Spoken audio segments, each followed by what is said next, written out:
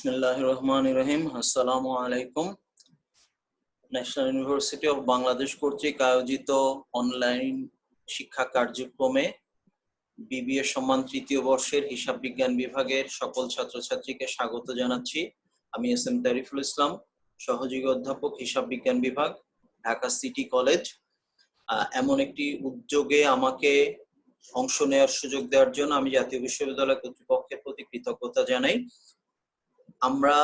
আমি আমার অংশের ধারাবাহিকতায় অ্যাডভান্সড অ্যাকাউন্টিং 1 কোর্সটি পাঠদান করছিলাম এবং এখন আমরা যে আলোচনাটি শুরু করব এটি হচ্ছে অ্যাডভান্সড অ্যাকাউন্টিং পার্ট 1 এর লেকচার নাম্বার 10 এবং এটা হবে হচ্ছে আমাদের এই সিলেবাসের অধ্যায় নম্বর 5।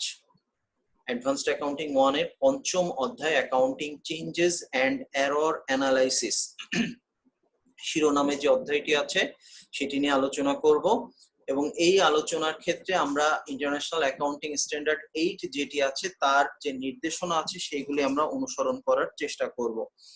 তো এখানে বেশ কিছু বিষয় আমাদের আলোচনার মধ্যে আনতে হবে, যেমন আমরা বিভিন্ন অধ্যায়ের মধ্যে অধ্যায় ভিত্তিক যে আইএএস অর্থাৎ ইন্টারন্যাশনাল অ্যাকাউন্টিং স্ট্যান্ডার্ড, আইএফআরএস অর্থাৎ ইন্টারন্যাশনাল ফাইন্যান্সিয়াল রিপোর্টিং স্ট্যান্ডার্ড, এগুলিকে আমরা অনুসরণ করার চেষ্টা করেছি বা করতে হবে, কারণ আমাদের সিলেবাসে সেই নির্দেশনা আছে এবং বর্তমান অ্যাকাউন্টিং কিন্তু এই ভিত্তিতেই পরিচালিত হয়। ফলে এইগুলি শেখা আমাদের জন্য খুব জরুরি, যেটা আমাদেরকে আমাদের যে পেশাগত জীবন, প্রফেশনাল লাইফেও এটা আমাদেরকে খুব সাহায্য করবে বলেই আশা করা যায়। এবং সিলেবাসটাকে এভাবে হালনাগাদ করার জন্য জাতীয় বিশ্ববিদ্যালয় কর্তৃপক্ষ আরো একবার ধন্যবাদ পাওয়ার যোগ্য। তো যা হোক, আমি আমাদের আলোচনা শুরু করছি। আমাদের accounting changes and error analysis, এখানে আমাদের যেটা আসছে সেটা হলো এফএএসবি বা ফাইন্যান্সিয়াল অ্যাকাউন্টিং স্ট্যান্ডার্ড বোর্ড একটা কনসেপচুয়াল ফ্রেমওয়ার্ক দিয়েছে অ্যাকাউন্টিং এর, এবং এই কনসেপচুয়াল ফ্রেমওয়ার্কটি আমরা আমাদের এই অ্যাকাউন্টিং পাঠের শুরুতে একদম প্রথম বর্ষে প্রিন্সিপালস অফ অ্যাকাউন্টিং এর একটি অধ্যায় হিসাবে কনসেপচুয়াল ফ্রেমওয়ার্কটা আমরা পাঠ করেছি এবং সেখানে আমরা দেখেছি যে কনসেপচুয়াল ফ্রেমওয়ার্কের একটি অংশ আছে প্রিন্সিপালস অফ অ্যাকাউন্টিং বা অ্যাকাউন্টিং প্রিন্সিপালস। সেখানে বেশ কিছু অ্যাজাম্পশনস, প্রিন্সিপালস এবং কনস্ট্রেন্টস এর কথা বলা আছে, যার মধ্যে দুটি খুব গুরুত্বপূর্ণ বিষয় হচ্ছে কম্পারেবিলিটি এবং কনসিস্টেন্সি। কম্পারেবিলিটি বলতে একটা বছরের আর্থিক তথ্যের সাথে পরবর্তী বছরের আর্থিক তথ্যের যে তুলনাযোগ্যতা, সেটি এখানে মূলত গুরুত্ব আরোপ করা হয়। তো আমরা যখন তুলনাযোগ্যতাটা রক্ষা করতে চাইবো তখন যে বিষয়টি আমাদের জন্য জরুরি হিসাবে চলে আসে সেটি হচ্ছে যে আমাদের প্রেজেন্টেশনটা যেন সেম হয়। আমরা যেন একই ধারাবাহিকতায় আমার স্টেটমেন্ট অফ ফাইন্যান্সিয়াল পজিশনে আমার অ্যাসেট গুলাকে, লায়াবিলিটি গুলাকে সাজাই, যাতে 2 বছরের তথ্য পাশাপাশি উপস্থাপন করা যায়, তুলনা করা যায়। তুলনা প্রতিষ্ঠানের মালিক পক্ষের জন্য জরুরি, ম্যানেজমেন্ট অথরিটির জন্য জরুরি, আমার যারা পটেনশিয়াল ইনভেস্টরস যারা আছেন তাদের জন্য জরুরি। ফলে তাদের এই প্রয়োজন মেটানোর জন্য কম্পারেবিলিটিটা রক্ষা করতে হবে। একইভাবে আবার আমাদের যে অ্যাকাউন্টিং প্র্যাকটিস আছে, সেই অ্যাকাউন্টিং প্র্যাকটিসটাও যদি ওভারনাইট আমরা চেঞ্জ করে ফেলি তাহলেও কিন্তু আমাদের কম্পারেবিলিটিটা রক্ষা হবে না। যেমনটা উদাহরণ দিতে গিয়ে আমরা যদি বলি যে আমরা ডেপ্রিসিয়েশন চার্জ করার জন্য আমাদের একটা নীতিমালা আছে যে কোন সম্পত্তির ক্ষেত্রে আমরা স্ট্রেট লাইন মেথডে ডেপ্রিসিয়েশন চার্জ করব, কোন সম্পত্তির ক্ষেত্রে আমরা ডাবল ডিক্লাইনিং ব্যালেন্স মেথড বা সাম অফ দ্য ইয়ার্স ডিজিট মেথডটা আমরা ব্যবহার করব, তার কিছু দিক নির্দেশনা আছে এবং সেই অনুযায়ী আমাকে সম্পত্তির উপরে ডেপ্রিসিয়েশন চার্জ করতে হবে। এবং চাইলেও কিন্তু আমি ওভারনাইট এই ডেপ্রিসিয়েশন মেথডটাকে পরিবর্তন করতে পারবো না। কেন? আমি যদি ইচ্ছাকৃতভাবে বা শুধুমাত্র নিজের স্বার্থে অথবা কোনো কারণ ছাড়াই যদি আমি ডাবল ডিক্লাইনিং ব্যালেন্স মেথড থেকে পরিবর্তন করে স্ট্রেট লাইন মেথডে ডেপ্রিসিয়েশন চার্জ করতে শুরু করি, তাহলে কি হবে? ডেপ্রিসিয়েশনের অঙ্কে একটু কম বেশি হয়ে যাবে, যেটা আলটিমেটলি আমার প্রতিষ্ঠানের প্রফিটের উপর একটা প্রভাব বিস্তার করবে। অর্থাৎ শুধুমাত্র ডেপ্রিসিয়েশনের মেথড চেঞ্জের কারণেই দেখা যাচ্ছে যে প্রফিটের মধ্যে একটা পরিবর্তন চলে আসছে, যার ফলে কিন্তু আর্থিক তথ্যের যে কম্পারেবিলিটিটা সেটা কিন্তু আর রক্ষা করা সম্ভব হয় না। তো যা হোক, এই বিষয়গুলোর প্রতি গুরুত্ব দেওয়ার জন্য আমাদেরকে কি করতে হবে? আমরা কম্পারেবিলিটিটা ধরে রাখার জন্য এবং কম্পারেবিলিটিটা ধরে রাখার জন্য কনসিস্টেন্সিটাকে আমাদের গুরুত্ব দিতে হবে। তো যাই হোক, আমরা বলেছি একটু আগেই যে এই অধ্যায়ের আলোচনার জন্য আমরা ইন্টারন্যাশনাল অ্যাকাউন্টিং স্ট্যান্ডার্ড 8 যেটা আছে, accounting policies changes in accounting estimates and errors নামে যে নির্দেশনাগুলো আছে সেই নির্দেশনাগুলো আমরা অনুসরণ করব। তো ধারাবাহিক আলোচনায় প্রথম যেটা আসছে আইএএস 8 এর উদ্দেশ্যটা কি। বলা হচ্ছে যে এই হিসাববানের উদ্দেশ্য হচ্ছে হিসাব বিজ্ঞানের কর্মপন্থা নির্ধারণ, পরিবর্তন কৌশল, একই সাথে পরিবর্তন পূর্বানুমানের পরিবর্তন এবং ভুল সংশোধনে হিসাব রক্ষণ কৌশল এবং উপস্থাপন বিষয়ে নির্দেশনা প্রদান। বেশ কিছু বিষয় কিন্তু আমাদের এখানে চলে আসছে। যেমন আমরা এখানে যদি খেয়াল করি যে কর্মপন্থা নির্ধারণ, অর্থাৎ কিভাবে আমরা আমাদের সম্পত্তি সমূহের উপরে আমরা অবচয় ধার্য করব, বা কিভাবে আমাদের এই যদি আমাদেরকে অবচয় পদ্ধতি পরিবর্তন করতে হয় তাহলে পরিবর্তনের যে রূপরেখা যেটা আছে সেইটা আমরা কিভাবে নির্ধারণ করব। আবার এই পরিবর্তন বা পূর্বানুমানের পরিবর্তন বলতে আমরা কি বোঝাচ্ছি, আমরা জানি অবচয় ধার্য করার একটা মূল ভিত্তি হচ্ছে সম্পত্তির আয়ুষ্কাল। আমরা একটা সম্পত্তি কেনার পরে ধারণা করলাম যে এই সম্পত্তিটা আমরা 10 বছর ব্যবহার করতে পারবো, 5-6 বছর ব্যবহার কর 5 বছর ব্যবহার পরে দেখলাম যে আর যে 5 বছর আয়ুষ্কাল অবশিষ্ট থাকার কথা, এই 5 বছর আয়ুষ্কাল বৃদ্ধি পাচ্ছে। অর্থাৎ আমরা ওই পঞ্চম বছরের শেষে যে দেখছি যে তখন থেকে আরো 8 বছর আমরা সম্পত্তিটা ব্যবহার করতে পারছি। সার্টেনলি অবচয়ের পরিমাণ হ্রাস বৃদ্ধি হয়ে যাবে, কিন্তু তার চেয়েও গুরুত্বপূর্ণ হচ্ছে যে 5 বছর অবশিষ্ট ছিল সেই 5 বছর এখন বৃদ্ধি পেয়ে যে 8 বছর হলো, এটাকে আমরা বলছি পূর্বানুমানের পরিবর্তন। অথবা কোনো একটা বছরে যদি হিসাব রক্ষণ করতে যে আমাদের ভুল হয়ে যায়, সেই ভুল সংশোধনটা আমরা কিভাবে করব, সেটাকে কিভাবে উপস্থাপন করব, সেই বিষয়ে আমাদেরকে নির্দেশনা প্রদান করা হয়। এর ফলে কি হবে, আর্থিক বিবরণীর প্রাসঙ্গিকতা এবং নির্ভরযোগ্যতাটা আমাদের বৃদ্ধি পাবে এবং একাধিক বছরের মধ্যে আর্থিক তথ্য আমরা তুলনা করতে পারবো, যেটা ব্যবহারকারীদের সিদ্ধান্ত গ্রহণের ক্ষেত্রে সাহায্য করবে। তো আমরা এবার দেখি যে আমাদের যে নির্দেশনাগুলা আছে সেই নির্দেশনার রূপরেখাটা কেমন হয় আমাদের জন্য। বলা হচ্ছে কি যে কিছু কিছু ক্ষেত্রে কিন্তু আমরা দেখতে পাই যে এই আইএএস এর 8 এর যে এখানে কিছু সুযোগ বলে দেওয়া আছে, কারণ সব প্রতিষ্ঠান চাইলেই আইএএস 8 বা অন্যান্য যে আইএফআরএস গুলো আছে সেই নির্দেশনাগুলো কিন্তু হুবহু অনুসরণ করতে পারে না। যদি সম্ভব না হয় তাহলে তারা কি করবে, সেটার ক্ষেত্রে আমাদের বলা হচ্ছে কি যে উপযুক্ত হিসাব মান প্রয়োগ কৌশল নির্ধারণ করা সম্ভব না হলে ব্যবস্থাপনা তাদের বিচক্ষণতা প্রয়োগ করে এমন একটি কৌশল নির্ধারণ করবে যাকে নির্ভরযোগ্য ও প্রাসঙ্গিক হিসাবে গণ্য করা যায়। অর্থাৎ আমি চাইলে যদি পরিবর্তন করতেই হয় তাহলে অবশ্যই তার যৌক্তিকতা ব্যাখ্যা করার মতো বিষয় আমাদের হাতে থাকতে হবে। ইচ্ছাকৃতভাবে বা আমার খেয়াল খুশি মতো এগুলাকে পরিবর্তন করা যাবে না। নির্ভরযোগ্য এবং যুক্তিসঙ্গত ব্যাখ্যা এই পরিবর্তনের পেছনে থাকতে হবে। তো এখানে বলা হচ্ছে কি যে বিকল্প পদ্ধতি চয়েসের ক্ষেত্রে আমাদের কিছু অগ্রাধিকার ভিত্তি বলে দেওয়া আছে, যেমন সমজাতীয় বা তুলনাযোগ্য অন্যান্য বিষয়াদির জন্য আইএফআরএস প্রদত্ত নির্দেশনা। অর্থাৎ আমি যে বিষয়ের ক্ষেত্রে সমাধানে আটকে যাচ্ছি, যখন কোন একটা কৌশল প্রয়োগ আমি করতে পারছি না, যেমন উদাহরণ দিতে যে বলা যায় যে আমরা জানি আমাদের মজুদ পণ্যর হিসাব রক্ষণের জন্য আমাদের পদ্ধতি হচ্ছে cost or market price which ever is lower, অর্থাৎ ওই মজুদের উৎপাদন মূল্য বা ক্রয় মূল্য এবং বাজার মূল্য এই দুইটির মধ্যে যেটি ছোট সেটিকেই মজুদের মূল্য হিসাবে ধরতে হবে। আমরা এই প্র্যাকটিসটা করে আসছি সেই যখন থেকে আমরা ফাইন্যান্সিয়াল স্টেটমেন্ট করি, তখনই আমরা দেখি সমাপনী মজুদের মূল্য যখন 2টা টাকার অঙ্ক দেওয়া থাকে তখন আমরা কি করি, দুইটার মধ্যে যেটা ছোট সেটা ধরি। কেন ধরি, আমরা বলি কনজারভেটিজম। আসলে কনজারভেটিজম তো আছে এখানে, তার চেয়ে বড় কথা এখানে প্রফিটটাকে মিনিমাইজ করার একটা বিষয় আছে। তো এখন প্রফিট মিনিমাইজিং বা বিয়ন্ড দ্যাট ওইটা আমাদের আলোচনার বিষয় নয়। আমাদের আলোচনার বিষয় সেটি হচ্ছে যে এই যে কস্ট এবং মার্কেট প্রাইস দুইটা তো অন্তত নির্ধারণ করতে হবে, তারপরে না আমি ডিটারমিন করব কোনটা কম, সেই মূল্যে আমি আমার সমাপনী মজুদকে হিসাবভুক্ত করতে চাই। বাট আনফরচুনেটলি আমার পক্ষে কস্ট প্রাইসটা ডিটারমিন করা সম্ভব না। কখন সম্ভব হচ্ছে না, উদাহরণ দিতে যে যদি আমরা বলি কৃষি পণ্যের কথা, একজন কৃষক তিনি তার কৃষি পণ্যের জন্য কিন্তু কোনো অবস্থাতেই সঠিক কস্ট প্রাইসটা নির্ধারণ করতে পারেন না। তার জ্ঞানের সীমাবদ্ধতা আছে, তার সুযোগেরও সীমাবদ্ধতা আছে, কারণ বিভিন্ন সময় বিভিন্ন ভাবে তিনি খরচ পরিশোধ করছেন। তার মেডিসিনের খরচ হতে পারে, তার বীজের খরচ হতে পারে, তার ফার্টিলাইজারের খরচ হতে পারে, পুঙ্খানুপুঙ্খ ভাবে তার নিজের শ্রমের ব্যয় আছে। সবচেয়ে গুরুত্বপূর্ণ বিষয় যেটি, তার নিজের শ্রমের ব্যয় আছে। এই যে বিষয়গুলো পুঙ্খানুপুঙ্খ ভাবে হিসাব নিরীক্ষণ করা বা নিরূপণ করা সম্ভব না।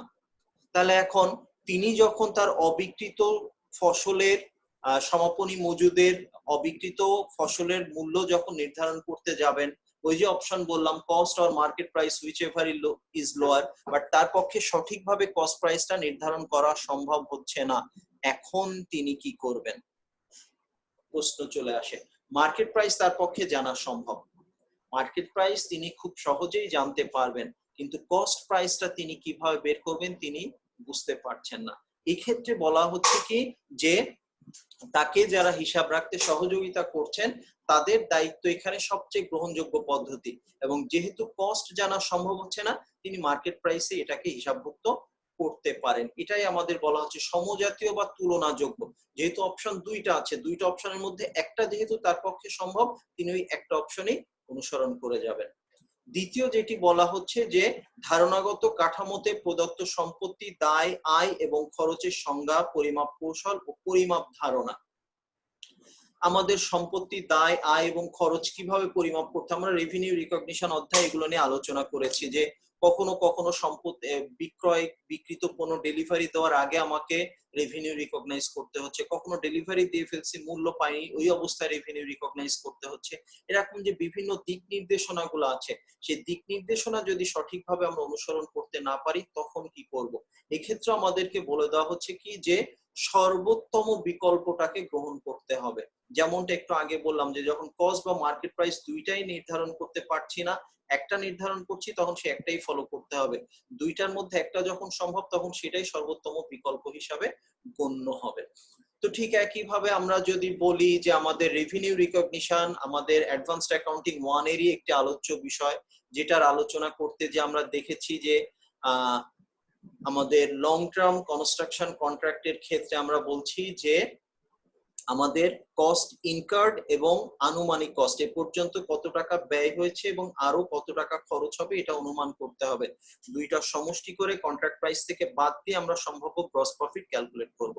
বাট কখনো যদি এমন অবস্থা তৈরি হয় এখন পর্যন্ত ব্যয় কত সেটা আমি নিরূপণ করতে পারছি, কিন্তু আমাকে আরো কত টাকা ব্যয় করতে হবে সেটা আমি যদি নিরূপণ করতে না পারি তখন আমি কি করব? তখন কিন্তু আমার পক্ষে আর পার্সেন্টেজ অফ কমপ্লিশন মেথডটাকে ব্যবহার করা যাবে না। তখন কি করতে হবে? কমপ্লিটেড কন্ট্রাক্ট মেথডটা ব্যবহার করতে হবে। নরমালি পার্সেন্টেজ অফ কমপ্লিশন বা কমপ্লিটেড কন্ট্রাক্ট মেথড ব্যবহারের ক্ষেত্রে নির্দেশনা হচ্ছে এইটা, যখন যেটি সর্বোত্তম বিকল্প তখন তাকেই গ্রহণ করতে হবে। এখন আমরা আসছি আইএএস 8 এর যে প্রায়োগিক বিষয়গুলি আছে সেগুলি কি। কারণ প্রথম আসছে যে exceptions for alteration of accounting policy. আমি যদি কোনো অ্যাকাউন্টিং পলিসিকে অল্টার করতে চাই তাহলে আমার করণীয় কি? সেক্ষেত্রে আমাদের করণীয়টা আমরা একটু বোঝার চেষ্টা যদি করি, এখানে বলা হচ্ছে কোন কোম্পানি তাদের অনুসৃত হিসাব মান কৌশলে কোনো পরিবর্তন আনয়ন করতে চাইলে উক্ত পরিবর্তন অবশ্যই আইএফআরএস কর্তৃক প্রদত্ত নির্দেশনা অনুযায়ী হতে হবে। আমি যদি একটু আগে যেমনটা বললাম যে আমি ডাবল ডিক্লাইনিং ব্যালেন্স মেথড থেকে ডেপ্রিসিয়েশন মেথড চেঞ্জ করে স্ট্রেট লাইন মেথডে আসতে চাচ্ছি, কেন আসতে চাচ্ছি তার যৌক্তিকতা থাকতে হবে, এবং সেই যৌক্তিকতা আমার পছন্দ অনুযায়ী আমি একটা যুক্তি খাড়া করে দিলাম তা হবে না। সেই যৌক্তিকতা অবশ্যই আইএফআরএস দ্বারা অনুমোদনযোগ্য হতে হবে, আদারওয়াইজ আমার জন্য কিন্তু এই অল্টারেশনের কোনো অনুমতি নাই। এবং বলা হচ্ছে কি যে যদি কোনো ক্ষেত্রে এমন হয় যে আইএফআরএস এ কোনো নির্দেশনা নাই তখন কি করতে হবে? ইতোপূর্বে আনিত পরিবর্তনের জন্য অনুসৃত নীতি অনুসরণ করতে হবে। অর্থাৎ আমি এর সাথে রিলিভেন্ট বিষয়ের যে পরিবর্তন সংক্রান্ত নির্দেশনা আছে, যেমন হতে পারে যে আমি অবচয়ের মেথড পরিবর্তনের ব্যাপারে কোনো এমন হতে পারে যে আমরা বলছি মজুদের মূল্যায়ন, আমরা জানি যে আমাদের মজুদ মূল্যায়নের ক্ষেত্রে অনেকগুলা পদ্ধতি আছে। আমরা এই অনার্স থার্ড ইয়ারে আমরা কস্ট অ্যাকাউন্টিং পাঠ করছি, সেখানে ম্যাটেরিয়াল যে চ্যাপ্টার আছে আমরা দেখেছি যে লিফো মেথড আছে, ফিফো মেথড আছে, ওয়েটেড অ্যাভারেজ মেথড আছে, সিম্পল অ্যাভারেজ মেথড আছে, আরো বেশ কিছু মেথড আছে। তো আমরা এখন খেয়াল খুশি মতো আমাদেরকে লিফো থেকে ফিফো, ফিফো থেকে ওয়েটেড অ্যাভারেজে যাওয়া যাবে না। এখন আমি লিফো মেথডকে যৌক্তিক মনে করলেও আইএফআরএস এ আমাদেরকে বলে দিচ্ছে লিফো মেথড যুগোপযোগী নয়, তখন আমাকে কি করতে হবে? এক্ষেত্রে নির্দেশনা আছে, কিন্তু যদি এমন হয় যে না এমন একটা পরিবর্তন আমার প্রয়োজন যে ক্ষেত্রে কোনো নির্দেশনা নাই, সেক্ষেত্রে কি হবে? আমাকে একটা রূপরেখা ফলো করতে হবে, যে রূপরেখাটা আইএফআরএস এর এই রিলেটেড বিষয় না থাকলেও সামঞ্জস্যপূর্ণ অন্য কোনো বিষয়ে আছে। দেন নেক্সট আমাদের আসছে চেঞ্জ ইন এস্টিমেট। এটা নিয়ে একটু আগেই আমরা কথা বলেছি যে অবচয় ধার্য করতে গেলে পূর্বানুমান খুব গুরুত্বপূর্ণ একটা বিষয়। অবচয় ধার্য করার জন্য পূর্বানুমান খুব গুরুত্বপূর্ণ একটি বিষয়। কেন? কারণ সম্পত্তির সম্ভাব্য আয়ুষ্কাল যদি আমি জানতে না পারি, তাহলে আমি কস্ট প্রাইস যেটা আছে তাকে আমি ভাগ করতে পারবো না। এবং আমরা জানি যে অবচয় ধার্য করার জন্য আয়ুষ্কাল জানাটা অত্যন্ত জরুরি, এবং সেটা আমি ধারণা করলাম 10 বছর। 5 বছর সম্পত্তিটা ব্যবহার করে ফেললাম, তার মানে হিসাব অনুযায়ী আর 5 বছর অবশিষ্ট থাকার কথা। অথচ আমি যে দেখছি যে না এটাকে আরো 8 বছর ব্যবহার করা যাবে। এক্ষেত্রে আমরা কি করব? এখানে প্রথম একটা কথা যে এটি কিন্তু কোনো ভুল সংশোধন নয়। পূর্বানুমানের পরিবর্তন সাধারণত নতুন তথ্য, নতুন প্রযুক্তি ইত্যাদি দ্বারা সৃষ্ট। যেমন আমি যদি একটু ব্যাখ্যা করার চেষ্টা করি, যে এই যে 5 বছর অবশিষ্ট থাকার কথা অথচ 8 বছর অবশিষ্ট থাকছে, এটা কেন হলো? হতে পারে এমন যে আমরা সম্পত্তিটাকে একটা রিইনোভেশন করছি, সম্পূর্ণ পুনর্নির্মাণের মতো একটা কিছু করে ফেলছি, যে কারণে 5 বছর সময়টা বৃদ্ধি পেয়ে 8 বছর হয়ে যাচ্ছে। ফলে এটা একটা নতুন প্রযুক্তি দ্বারা সৃষ্ট, এটাকে ভুল সংশোধন হিসাবে দেখা যাবে না। এবং এই পূর্বানুমানের পরিবর্তনের ফলে যে মুনাফা বা ক্ষতি হতে পারে সেটা হিসাবভুক্ত করতে হবে কিভাবে? যে বছরে পরিবর্তন ঘটেছে যদি উক্ত পরিবর্তন শুধু সংশ্লিষ্ট বছরকেই প্রভাবিত করে, অথবা যে বছরে পরিবর্তন ঘটেছে উক্ত বছর থেকে শুরু করে ভবিষ্যৎ সময়কালের জন্য যে ভবিষ্যৎ যে সময়কাল আছে তাকে পরিবর্তন করে। অর্থাৎ অ্যাকাউন্টিং এর পার্সপেক্টিভ দুইটার ক্ষেত্রে দুই রকম। একটা হচ্ছে যদি শুধুমাত্র চলতি বছরকে প্রভাবিত করে, তাহলে কিন্তু এটা আর কোনো সমস্যা আমাদের জন্য তৈরি করবে না, শুধু চলতি বছরকেই আমি পরিবর্তন করে ফেলবো। কিন্তু যদি এমন হয় যে এখন থেকে শুরু করে অতীতটাকে, এখন থেকে শুরু করে ভবিষ্যৎটাকে প্রভাবিত করছে, তখন আমাদের রূপরেখা কিন্তু অন্যরকম হয়ে যাবে। দেখা যাক নির্দেশনা কি আছে, আমরা আলোচনার ধারাবাহিকতায় পেয়ে যাব। নেক্সট যেটা আসছে পূর্ববর্তী বছরের ভুল, ওইটা গেল এস্টিমেটেড চেঞ্জ, অ্যাকাউন্টিং পলিসির চেঞ্জ। এখন আমরা আসছি প্রায়র পিরিয়ড এরর্স, অর্থাৎ পূর্ববর্তী বছরের হিসাব রক্ষণে বা হিসাব বিজ্ঞানে যদি কোনো ভুল হয়ে থাকে তখন কি হবে? বলা হচ্ছে যে পূর্ববর্তীকালের ভুল হচ্ছে তথ্যের বর্জন, ভুল উপস্থাপন, ব্যর্থতা বা অপব্যবহার দ্বারা সৃষ্ট। নিম্নোক্ত তথ্যের, কি তথ্যের? আর্থিক বিবরণী প্রস্তুতের সময় এই তথ্য বিদ্যমান ছিল, অর্থাৎ আপনার হাতে পর্যাপ্ত তথ্য থাকার পরও কিন্তু আপনি এই বিষয়টাকে উপেক্ষা করে গেছেন, বিষয়টাকে গুরুত্ব দেন নাই বলে ভুল হচ্ছে। যেমন আমাদের যেটা হয় তাড়াহুড়া করতে গিয়ে একটা ভুল হয়ে যায়, এবং পরবর্তীতে কিন্তু আমাদের এখান থেকে আর রিকভারের কোনো সুযোগ থাকে না, সেটার কথা বলা হচ্ছে। দেন আমাদের আসছে আর্থিক বিবরণীতে উক্ত তথ্যের পরিমাপ, অন্তর্ভুক্তকরণ, উপস্থাপন যৌক্তিকভাবে প্রত্যাশিত ছিল। যখন ভুলটা হয়েছে, এই ভুলটা হওয়ার কোনো যুক্তিসঙ্গত কারণ ছিল না, ভুল পরিহার করেই আপনি আর্থিক বিবরণীটা তৈরি করতে পারতেন, কিন্তু সেটা আপনি করেন নাই, এরকম হতে পারে। আমাদের করণীয় কি? গাণিতিক ভুল, হিসাব বিজ্ঞান কৌশল প্রয়োগের ভুল, বাদ পড়া বা না দেখার ভুল, তথ্যের অপপ্রয়োগ, জালিয়াতি ইত্যাদি এই সকল ভুলের অন্তর্গত। খুব গুরুত্বপূর্ণ দুটি শব্দ হচ্ছে জালিয়াতিও কিন্তু হয়ে যেতে পারে, অর্থাৎ ভুলটি যদি ইচ্ছাকৃতভাবে হয় সেটি কিন্তু জালিয়াতি হিসাবে গণ্য হবে, এবং তার জন্য অ্যাজ অ্যান অ্যাকাউন্টেন্ট আপনাকে দায়ী হতে হবে, দায়িত্ব গ্রহণ করতে হবে। তারপর আমাদের বলা হচ্ছে কোনো প্রাসঙ্গিক ভুল বা ভুলের একক বছরের প্রভাব বা ক্রমযোজিত প্রভাব সংশোধনের অযোগ্য না হলে কোম্পানি প্রথমে উক্ত ভুলকে সংশোধন করে প্রথমে নিম্নোক্ত পন্থায় একটি সংশোধিত আর্থিক বিবরণী প্রস্তুত করবে। অর্থাৎ যদি ভুলটাকে সংশোধন যোগ্য হয় তাহলে আমাদের উপায়টি কি, আর সংশোধনের অযোগ্য হলে কি হবে পরের ধার আলোচনায় আসবে। তাহলে সংশোধন যোগ্য ভুল যদি হয় তাহলে আমাদের করণীয় কি, যে বছরে ভুল উপস্থাপিত হয়েছে উক্ত ফলাফল নতুন ভাবে নিরূপণ করে তুলনামূলক অঙ্কে উপস্থাপন করবে।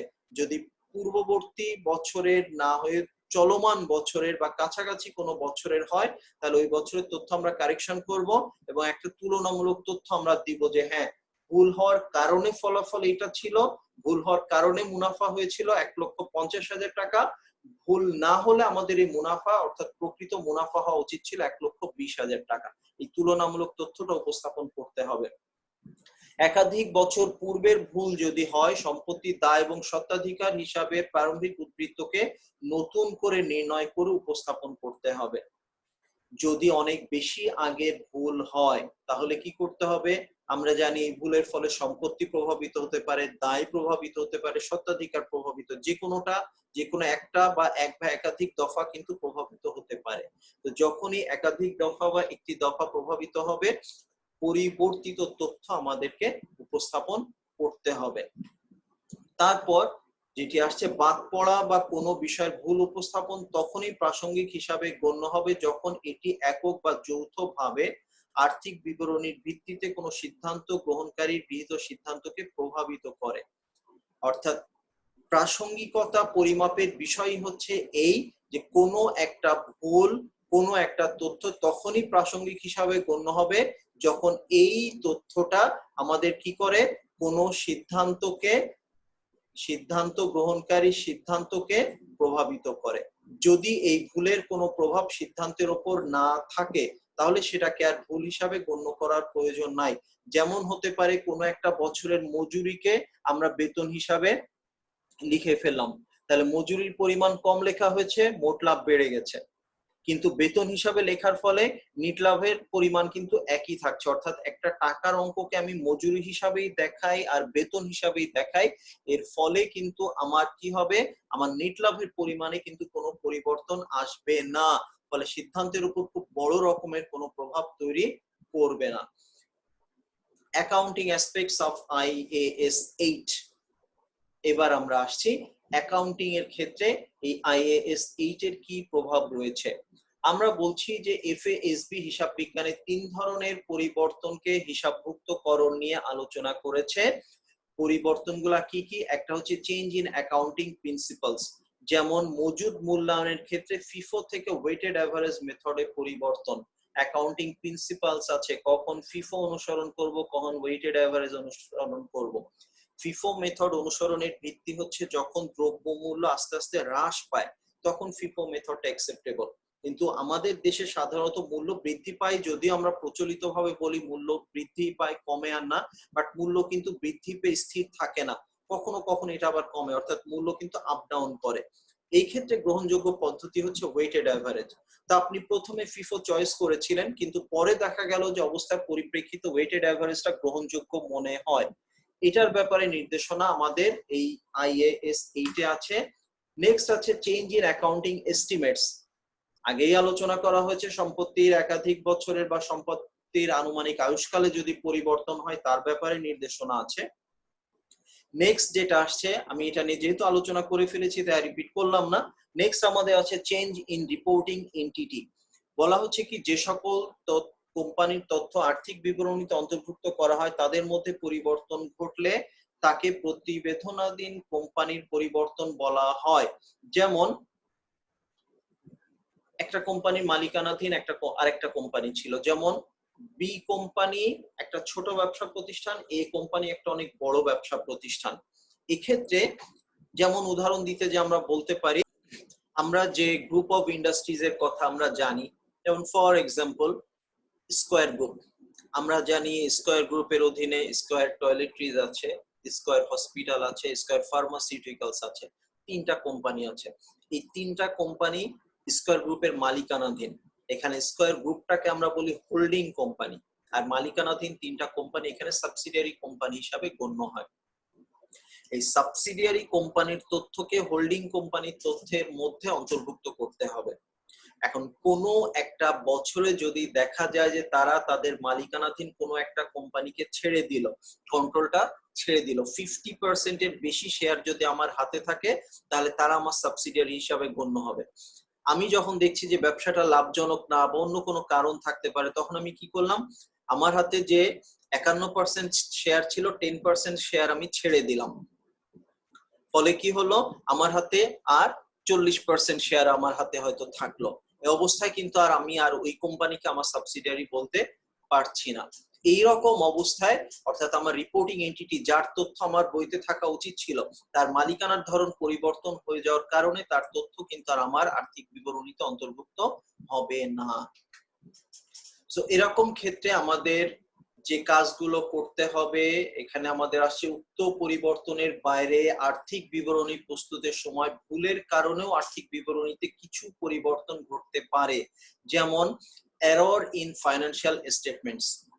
আর্থিক বিবরণীর মধ্যে যদি কোনো ভুল থাকে, যেমন গাণিতিক ভুল, টাকার অঙ্ক হওয়া উচিত ছিল 6900, আমি লিখলাম 9600, গাণিতিক ভুল। হিসাব রীতির প্রয়োগিক ভুল, অর্থাৎ যেভাবে আমাকে হিসাবভুক্ত করার কথা ছিল সেভাবে করি নাই। আমরা এমন হতে পারে যে একটা মূলধন জাতীয় ব্যয়, সম্পত্তি সংস্থাপন ব্যয়, আমরা জানি যে একটা কস্ট অফ ইনস্টলেশন বা সম্পত্তি সংস্থাপন ব্যয়, এটা সংশ্লিষ্ট সম্পত্তি হিসাবেই ডেবিট হওয়ার কথা, অথচ আমি কি করেছি, আমি ভুল করে এটাকে সম্পত্তি হিসাবে ডেবিট না করে আমি এটাকে একটা এক্সপেন্স হিসাবে ডেবিট করে ফেলছি। অ্যাকাউন্টিং প্রিন্সিপালস এর ভুল হয়ে গেল। উপস্থাপনার ভুল, যে খরচটা আমার লেখা উচিত ছিল কস্ট অফ গুডস সোল্ড এর অংশ হিসাবে, সেই খরচটাকে আমি অপারেটিং এক্সপেন্স বা নন অপারেটিং এক্সপেন্স হিসাবে ট্রিট করে ফেললাম। তারপরে আমার লেজার কাউন্টিং এ, লেজারের টোটালিং এ যদি ভুল হয়ে যায়, তাহলে সেক্ষেত্রে কি হবে, এগুলো সংশোধনের জন্য আর্থিক বিবরণীতে সংশোধন আনতে হবে। অর্থাৎ এই যে কয়েক রকম ভুল, গাণিতিক ভুল, হিসাবরীতি প্রায়োগিক ভুল, উপস্থাপনার ভুল, গণনার ভুল, এরকম ভুল যদি ধরা পড়ে তাহলে সেগুলোকে সংশোধনের ব্যবস্থা আমাকে করতে হবে। তো এরপর যেটি আসছে যে হিসাব বিজ্ঞানের প্রবৃত্তির পরিবর্তন বলতে কি বোঝায়, আমরা যেমনটা আমরা বলেছি যে অসমাপ্ত ঠিকা কার্যের আয় শনাক্তকরণের জন্য সমাপ্তি পদ্ধতি থেকে শতকরা হার পদ্ধতিতে পরিবর্তন, যেমনটা একটু আগে আমরা বলেছিলাম। প্রবৃত্তি আমরা জানি যে দীর্ঘ মেয়াদে যখন কনস্ট্রাকশনের কাজ আমাদেরকে করতে হয়, হাতে অপশন আছে দুইটা। এক, আপনি percentage of completion method use করবেন। কখন এটা আপনি ইউজ করতে পারবেন, যখন আপনি অবশিষ্ট কস্ট সম্পর্কে পূর্বানুমান করতে পারেন। অর্থাৎ 20 লক্ষ টাকা খরচ করে ফেলেছেন, আরো কত টাকা খরচ করলে আমি কাজটা শেষ করতে পারবো, এটা যখন আপনি পূর্বানুমান করতে পারছেন, তখন আপনি পার্সেন্টেজ অফ কমপ্লিশন ইউজ করবেন। আর যদি আপনি এই অবশিষ্ট খরচটাকে পূর্বানুমান করতে না পারেন, তাহলে আপনাকে কমপ্লিটেড কন্ট্রাক্ট মেথড ইউজ করতে হবে। তো কোনো একটা কাজের শুরুতে আপনি কমপ্লিটেড কন্ট্রাক্ট মেথডটা ফলো করার ব্যাপারে ডিসাইড করলেন যে আমার পক্ষে ব্যয় সঠিকভাবে নিরূপণ করা সম্ভব হবে না, তাই আমি এই মেথডে গেলাম। কিছুদিন যাওয়ার পর দেখা গেল যে না, I have got some options, available options, সুতরাং আমি কি করতে পারি, আমি মেথডটা চেঞ্জ করতে পারি। যেহেতু আমি ব্যয়টাকে অনুমান করতে পারছি, সুতরাং আমার আর কমপ্লিটেড কন্ট্রাক্ট মেথডে না থেকে আমি পার্সেন্টেজ অফ কমপ্লিশন মেথডে গেলাম। এটাকে আমরা বলছি প্রবৃত্তির পরিবর্তন। তো এই ক্ষেত্রে আমাদের অ্যাকাউন্টিং পার্সপেক্টিভটা কেমন হবে সেটা আমাদেরকে এখানে আলোচনা করে দেওয়া হচ্ছে, যে এই যে পরিবর্তন সেগুলোকে হিসাবভুক্ত করার জন্য যে পদ্ধতি আছে, 3টি পদ্ধতি আমাদের আছে। একটি হচ্ছে রিপোর্ট চেঞ্জ কারেন্টলি, কোনো অতিরিক্ত বা কোনো পূর্ববর্তী বছরের তথ্যকে আমি পরিবর্তন করব না, সম্পূর্ণ ক্রমযোজিত ইনফরমেশনটাকে আমি একটা বছরের মধ্যে রিপোর্ট করব, এটা হয়ে যাবে রিপোর্ট চেঞ্জেস কারেন্টলি। যেমন এখানে আমরা বলছি কি যে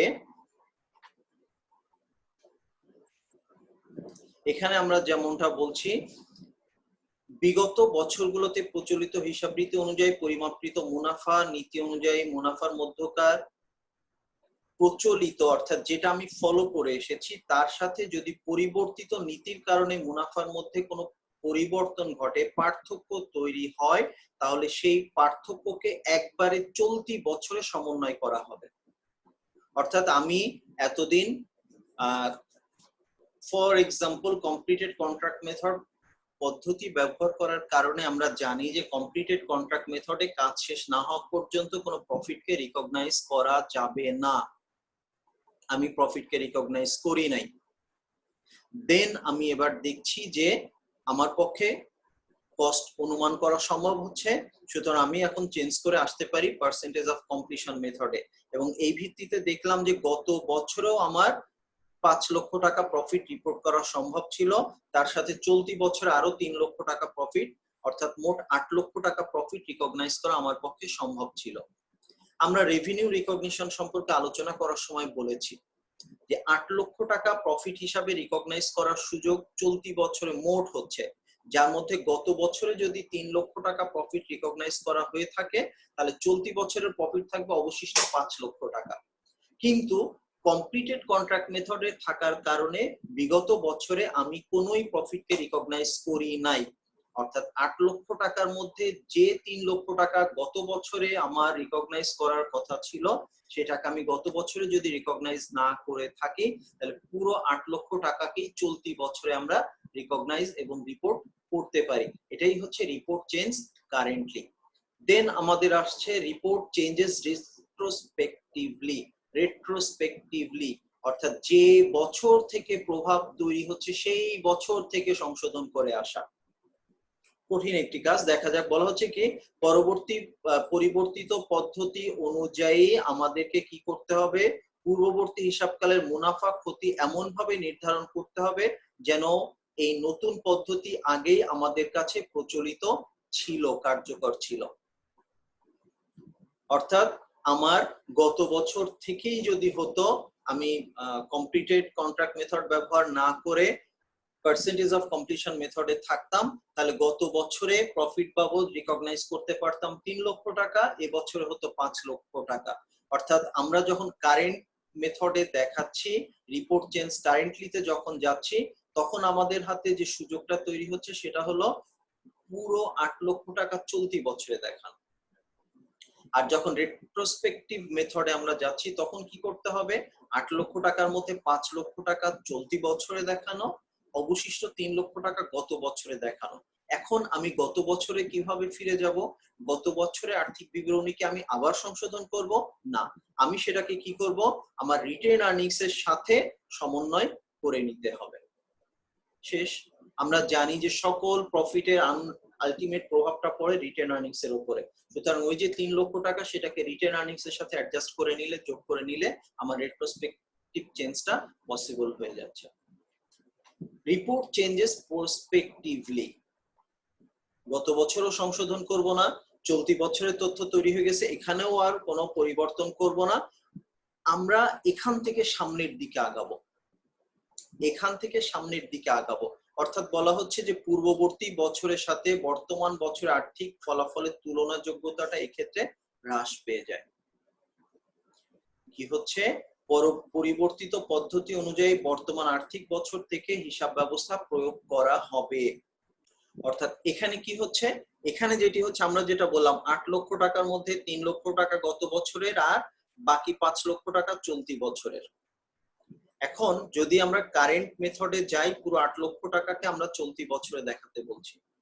রেট্রোস্পেক্টিভ মেথডে যদি যাই, গত বছরে 3 লাখ টাকা গত বছরে রিটার্ন আর্নিংস এর সাথে সমন্বয় করব, চলতি বছরে 5 লক্ষ টাকা চলতি বছরের প্রফিটের সাথে যোগ করে দিব।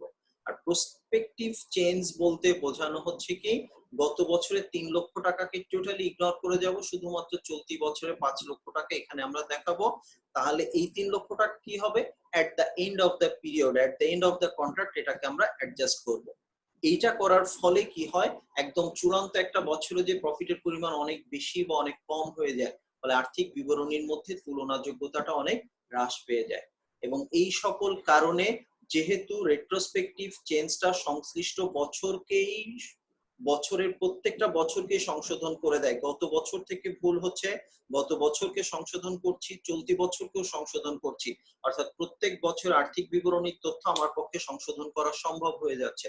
ফলে রেট্রোস্পেক্টিভ চেঞ্জটাই কিন্তু এফএএসবি সবচেয়ে বেশি গ্রহণযোগ্য হিসাবে মনে করে, এবং আসলে অঙ্ক যেটুকু যা আসে সেটা রেট্রোস্পেক্টিভ চেঞ্জেই বেশি আসে, মাঝে মাঝে কারেন্ট চেঞ্জের মেথডেও অঙ্ক জাতীয় বিশ্ববিদ্যালয়ে দেওয়া হয়। যদিও এই অধ্যায় থেকে অঙ্ক নিয়মিতভাবে আসে না, তবে তাত্ত্বিক বিষয়গুলোর আলোচনা অনেক বেশি আসে। ফলে আমরা চেষ্টা করব তাত্ত্বিক বিষয়টাকে একটু বেশি গুরুত্ব দেওয়ার জন্য, থিওরিটিক্যাল বিষয়টাকে, যদি অধ্যায়টা আমরা উত্তর করতে চাই। নেক্সট আমাদের বলা হচ্ছে যে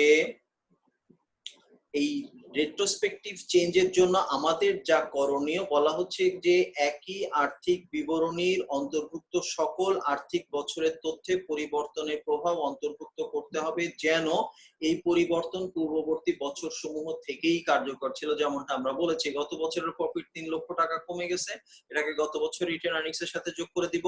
চলতি বছরের প্রফিট 5 লক্ষ টাকা কমে গেছে, এই 5 লক্ষ টাকাকে চলতি বছরের সাথে অ্যাডজাস্ট করে ফেলবো। তো এই কাজটা করার জন্য আমাদেরকে যা করতে হবে তা একটা উদাহরণের মাধ্যমে আমরা দেখার চেষ্টা করব। আমরা যদি এখানে খেয়াল করি, আমরা দেখব এখানে আমাদের বলছে to illustrate the retrospective change, assume that Denson Company has accounted for its income for long-term construction contract using completed contract method। তারা completed contract method ইউজ করে। এখন 2012 সালে এসে তারা ডিসিশন নিচ্ছে যে না, আমরা এখন থেকে কি করব, পার্সেন্টেজ অফ কমপ্লিশন মেথডে যাব। দেখেন আমি যে উদাহরণটা বলছিলাম তেমনই একটা উদাহরণ এখানে ব্যবহার করা হয়েছে। Management believes this approach provides a more appropriate measure of net income earn. আসলেও সত্যি যে কমপ্লিটেড কন্ট্রাক্ট মেথডে বছরের প্রফিট বছরে পাচ্ছি না, সব প্রফিট একদম শেষ বছরে চলে যাচ্ছে। ফলে শেষ বছরে প্রফিটের পরিমাণ অনেক বেশি, কিন্তু বর্তমান বছরগুলোতে প্রফিটের পরিমাণ নিতান্তই কম। কিন্তু পার্সেন্টেজ অফ কমপ্লিশন মেথডটা যদি আমরা ফলো করতে পারি, তাহলে কি সুবিধাটা আমরা পাই? তখন আমাদের যে সুবিধাটা আসছে সেটা হচ্ছে যে আমরা শুধুমাত্র চলতি বছরের মুনাফা না, প্রত্যেক বছরে একটা সঠিক মুনাফার পরিমাণ আমাদের পক্ষে জানা সম্ভব হবে, এবং পার্সেন্টেজ অফ কমপ্লিশন প্রত্যেক বছরে প্রপোর্শনের প্রফিটটাকে মেজার করে। However, for tax purpose, company uses the completed contract method and plan to continue doing so in future, assuming a 40% tax rate। যেহেতু এইরকম চেঞ্জ করলে ট্যাক্সের উপর একটা প্রভাব পড়বে, তাই তারা কি করছে, ট্যাক্স পারপাজে তারা কমপ্লিটেড কন্ট্রাক্ট মেথডকেই কন্টিনিউ করতে চায়।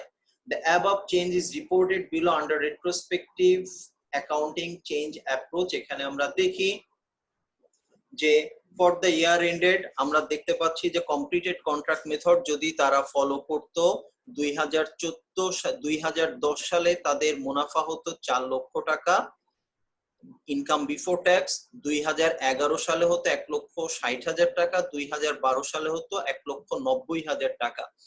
কমপ্লিটেড কন্ট্রাক্ট মেথডে 2010 সালের প্রফিট হতো 4 লক্ষ টাকা, 11 সালে 1,60,000 টাকা, 12 সালে 1,90,000 টাকা। তার উপর 40% হারে ট্যাক্স বাদ দিলে অবশিষ্ট টাকা আমাদের সংশ্লিষ্ট বছরের নেট ইনকাম হিসাবে রিপোর্ট করা যেত। যদি তারা এখান থেকে চেঞ্জ করে পার্সেন্টেজ অফ কমপ্লিশন মেথডে আসে, তাহলে অবস্থাটা কি দাঁড়াবে? তাহলে 2010 সালে প্রফিটের পরিমাণটা দাঁড়াবে 6 লক্ষ টাকা, 2011 সালে প্রফিটের পরিমাণ দাঁড়াবে 1,80,000 টাকা, 2012 সালে প্রফিট হবে 2 লক্ষ টাকা। রিলিভেন্ট ট্যাক্স বাদ দিয়ে নেট ইনকামটা এখানে দেখানো আছে।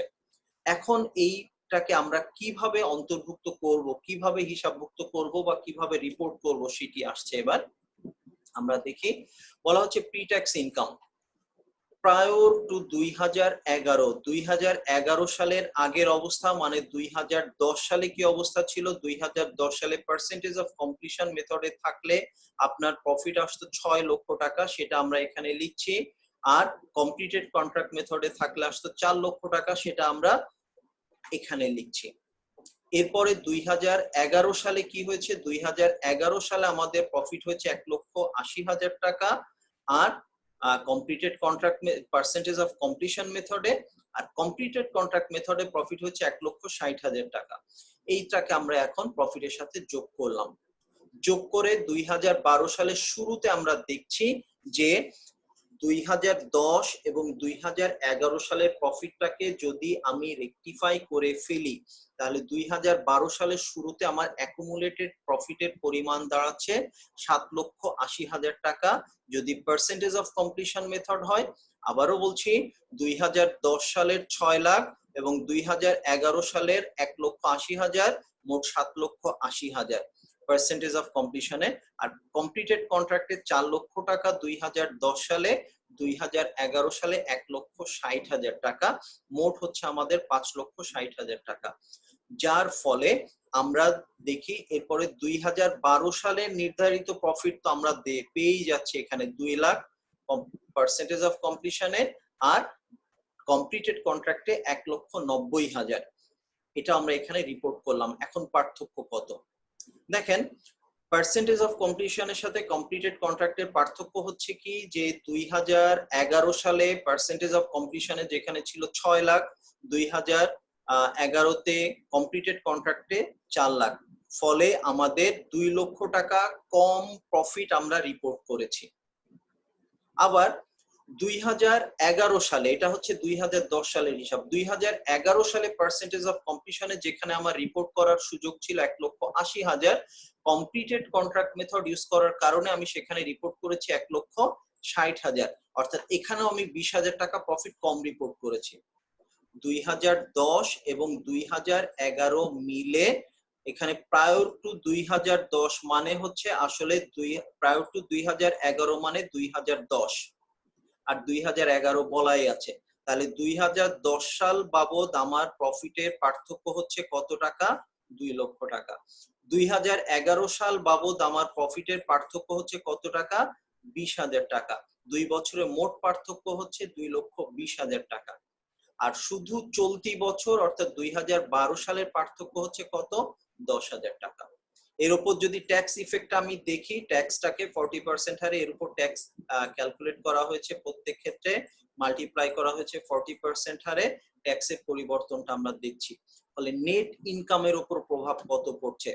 নেট ইনকামের উপর প্রভাব পড়ছে 2010 সালের net income, that is income after tax, যদি আমি কমপ্লিটেড কন্ট্রাক্ট ব্যবহার করতাম তাহলে তো 1,20,000 টাকা আমার বৃদ্ধি পেত। 2011 সালে 12,000 টাকা বৃদ্ধি পেত, আর চলতি বছরে 6,000 টাকা বৃদ্ধি পেত।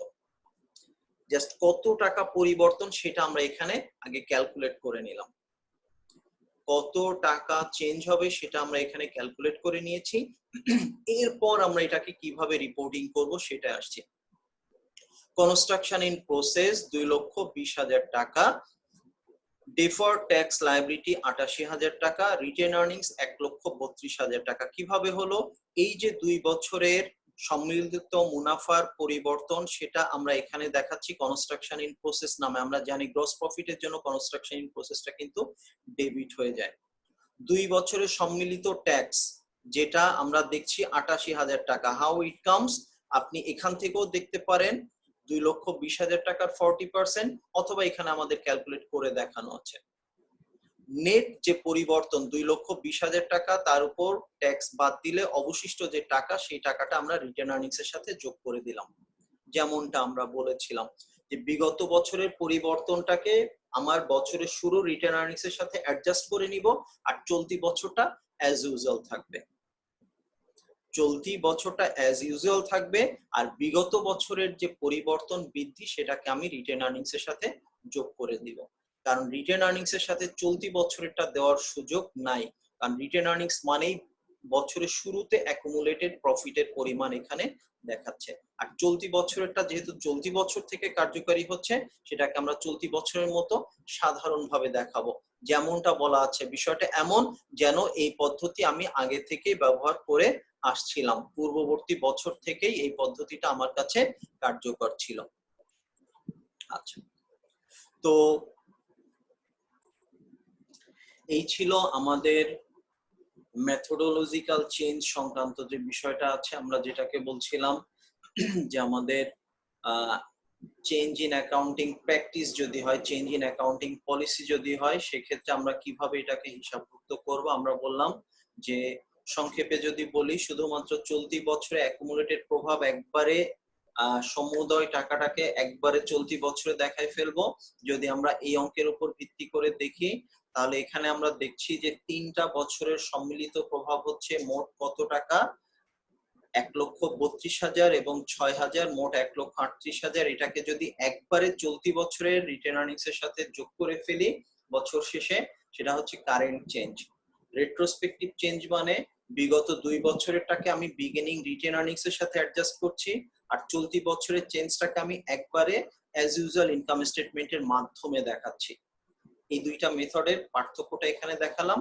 আর আরেকটা যে বিষয়টা আছে, আমরা বলেছি ইতোমধ্যে যে এই পদ্ধতিটা আসলে গ্রহণযোগ্য না, কারণ এখানে কি হবে, শুধুমাত্র এই 6,000 টাকা যেটা চলতি বছরে সেটাকেই আমরা চলতি বছরে দেখাবো, আর বাকি যে অংশটা আমাদের আছে সেগুলাকে কিন্তু আমরা আর কোথাও দেখাবো না। এবং তখন কি হবে, তাহলে স্যার আমরা কিভাবে এই বাকি 1,32,000 টাকা কোথায় দেখাবো? এটা যাবে হচ্ছে আমাদের এন্ড অফ দা কন্ট্রাক্টে, আমরা এটাকে একবারে দেখাবো, যার ফলটা কি হয়, তুলনা যোগ্যতাটা থাকে না যেমনটা বলা হয়েছে। এরপর আমরা যে অংশের আলোচনায় যাব সেটি হচ্ছে reporting A change in principal.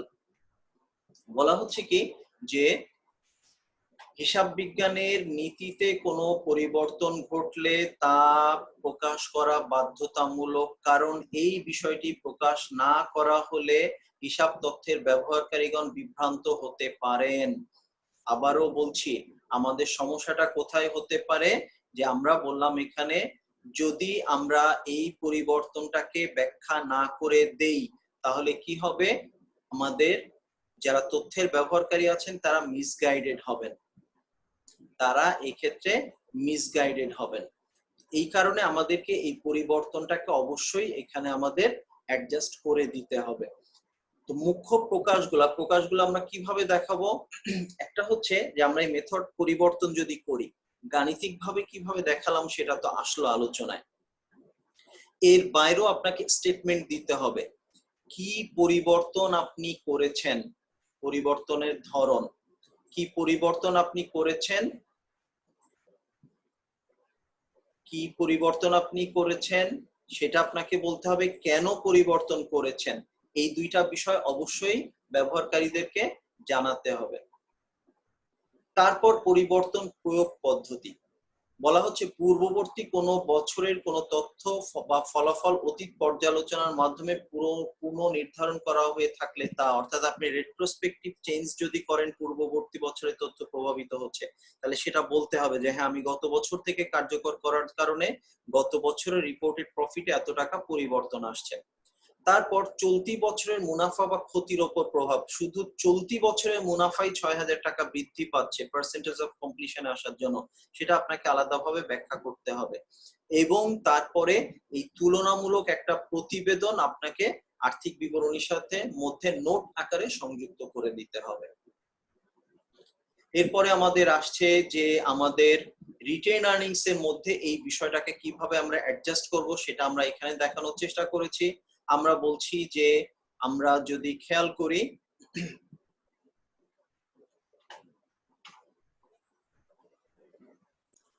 এরপর যেটা বলা হচ্ছে রিটেন আর্নিংস এর উপস্থাপনাটা কেমন হবে।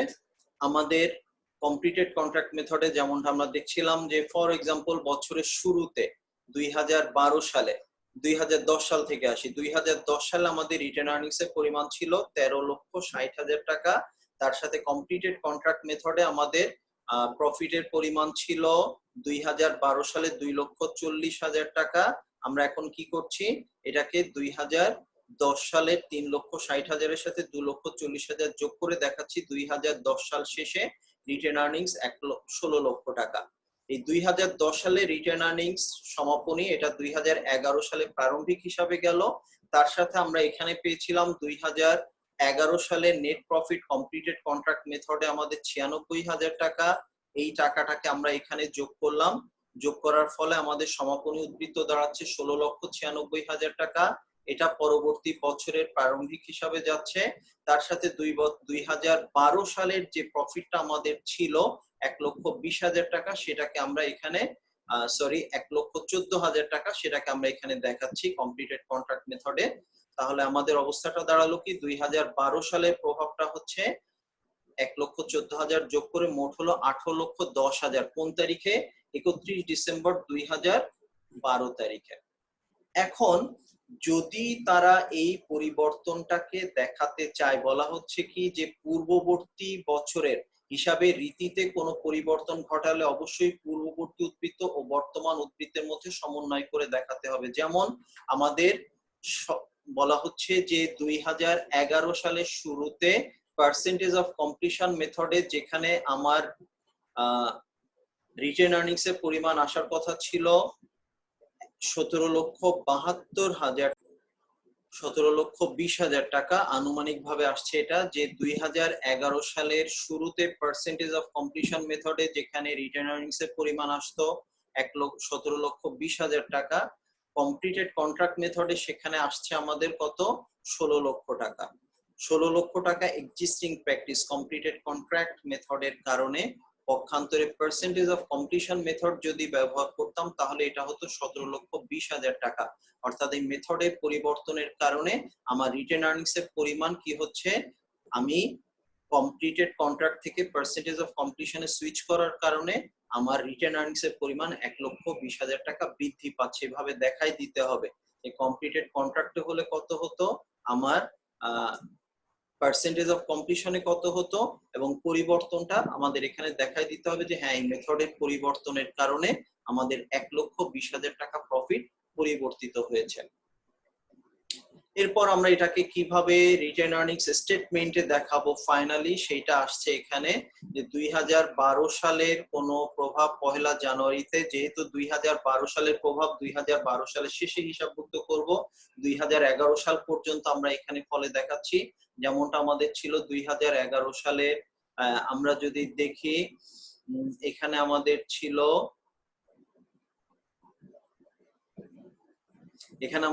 2011 সালে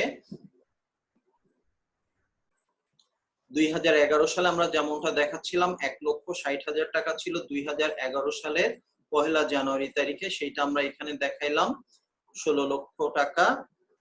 দেন নেক্সট আমাদের আসছে এই 16 লক্ষ টাকা যেটা আসছে সেটা আমরা বসালাম। তারপরে আমরা এটাকে কি করছি, এর সাথে আমরা সমন্বয় করছি আমাদের adjustment for cumulative effect of prior years applying retrospective new method, অর্থাৎ আমরা রেট্রোস্পেক্টিভ মেথডে কমপ্লিটেড কন্ট্রাক্ট থেকে পার্সেন্টেজ অফ কমপ্লিশনে আসার কারণে আমাদের রিটেন আর্নিংস এর পরিমাণ 1,20,000 টাকা বৃদ্ধি পেয়েছে। বৃদ্ধি পাওয়ার ফলে আমাদের নতুন রিটেন আর্নিংস এর পরিমাণ দাঁড়াচ্ছে কত, 17,20,000 টাকা 2011 সালের শেষে। তার সাথে 2011 সালের নেট ইনকাম আমাদের 1,08,000 টাকা। আমরা এখানে দেখতে পাচ্ছি যে পার্সেন্টেজ অফ কমপ্লিশন মেথডে থাকলে 2011 সালে আমাদের প্রফিট আসলো 1,80,000 থেকে ট্যাক্স 40% 72,000 বাদ দিলে 1,08,000 টাকা আমাদের প্রফিট আসতো কোন মেথডে, পার্সেন্টেজ অফ কমপ্লিশন মেথডে। যেহেতু 2010 সালের প্রফিটকে আমরা মডিফাই করে ফেলেছি, ফলে 2011 সালের প্রফিট এখন ক্যালকুলেটেড হবে কোন মেথডে, পার্সেন্টেজ অফ কমপ্লিশন মেথডে। সেই অনুযায়ী 1,80,000 টাকাকে আমরা কি করছি, আমাদের এই নেট প্রফিটের সাথে আমরা এটাকে যোগ করছি, যার ফলে 2011 সালের শেষে আমার রিটেন আর্নিংস দাঁড়াচ্ছে 28,28,000 টাকা, 18,28,000 টাকা। এই সমাপনীটা 2012 সালের প্রারম্ভিক রিটেন আর্নিংস হয়ে যাচ্ছে, এটা এখান থেকে উপরে উঠছে। তার সাথে আমরা আমাদের পার্সেন্টেজ অফ কমপ্লিশন মেথড অনুযায়ী 2012 সালের মুনাফাকে সমন্বয় করে আমরা দেখাচ্ছি 2012 সালের শেষে রিটেন আর্নিংস এর পরিমাণ কত। তো এই গেল হচ্ছে আমাদের মূলত পরিবর্তনটাকে কিভাবে রিপোর্ট করব সেই বিষয়ের আলোচনা। এরপরে আমরা আরো একটু গাণিতিক বিষয়ের প্রয়োগ দেখানোর চেষ্টা করব। তো আমাদের এই যে চলমান অধ্যায় accounting changes and error analysis অধ্যায় নম্বর 5, তার প্রথম লেকচার এখানে শেষ করছি। আমাদের পরবর্তী অংশের যে আলোচনা থাকবে সেখানে আমরা কিছু গাণিতিক সমস্যা সমাধানের চেষ্টা করব, আরো ভালোভাবে বিষয়গুলোকে বোঝার চেষ্টা করব। সবাইকে ধন্যবাদ জানিয়ে আমাদের এই লেকচারের এখানেই সমাপ্তি ঘোষণা করছি। সবার জন্য শুভকামনা, সবাই সুস্থ থাকবে, ভালো থাকবেন। আল্লাহ।